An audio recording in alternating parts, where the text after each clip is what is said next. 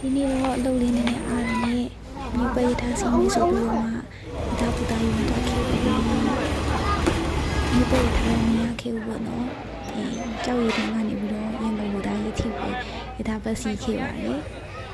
ကျွန်မရဲ့အဖေကိုပူစားပြီးတော့မှအဖေနဲ့တူသွားခဲ့တယ်တငယ်ချင်းကြောက်လေးခေါ်လာတယ်ပေါ့နော်မြို့ပိတ်ထားမှာတော့လူပေါင်းစုံနဲ့အနံ့ပေါင်းစုံဈေးတွေလိုပဲဆုံးနေနေပါဘူးဒီမိုက်ဆိုပြီးတော့ရမိုက်ပါတယ်ဒီလိုမှရထားချင်းနေဆိုလို့ရှိရင်တော့လာလာပပနဲ့ enemy ကားတွေကမ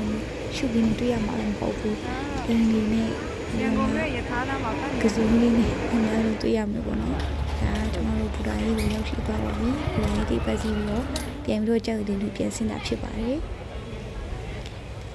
သူကတော့အများနဲ့အိတ်တွေပေါ့နော်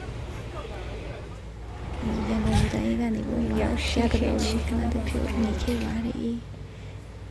ပေးအားလည်းရမှာဒီလိုမျိုးသွားရတာလေပျော်ဖို့တော့ကောင်းပါတယ်တွေ့ကြုံတစ်ခုပါပဲ